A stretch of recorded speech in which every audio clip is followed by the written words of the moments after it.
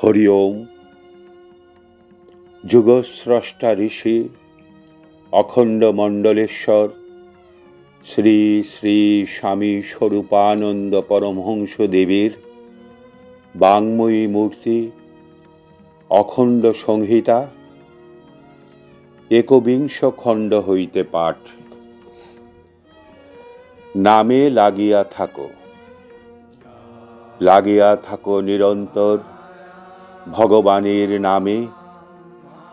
জীবনের অমৃত রসায়ন হইতেছে পরমেশ্বরের মঙ্গলময় নাম। জীবনের এমন কোনো জটিল সমস্যা থাকিতে পারে না যাহার সুমীমাংসা, যাহার সুসমাধান ভগবানের নাম করিতে করিতে মিলিবে না। সৈনিকের রণক্ষেত্রে, বৈজ্ঞানিকের রসায়নাগারে, প্রত্নতাত্ত্বিকের গবেষণা মন্দিরে, সমাজকর্মীর কর্মচঞ্চল কার্যালয়ে এবং অন্যান্য সর্বস্থানে ভগবানের নামের সাধন তাহার অকল্পনীয় মহিমায় দুস্থ মানুষকে সুস্থ ও দুর্বল মনকে সবল করিবে। কর্তব্য নির্ণয়ে অপারগ হইয়া বিহ্বল হইও না, নামের আশ্রয় নাও। বিপদ পাতে কিং কর্তব্য বিমূঢ় হইও না, নামের আশ্রয় নাও। নামকে পরম অবলম্বন জানিয়া তাহার শরণ লও। বিজ্ঞান যতই উন্নত হোক, জীবের ঈশ্বর সাধনের প্রয়োজনকে কখনো লুপ্ত করিয়া দিতে পারিবে না।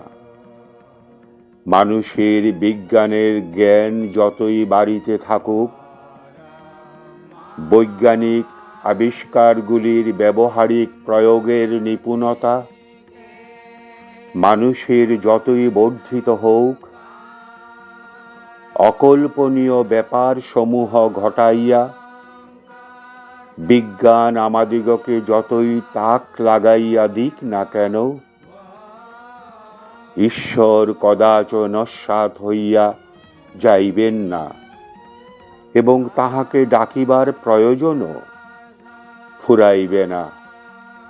অনাদিকাল হইতে মানুষ ঈশ্বরকে ডাকিয়া আসিয়াছে, অনন্তকাল পর্যন্ত মানুষ ঈশ্বরকে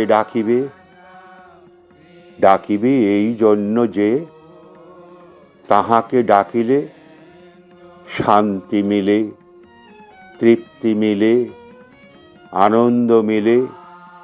তাহাকে ডাকিলে মিলে অভয়, নিশ্চিন্ততা।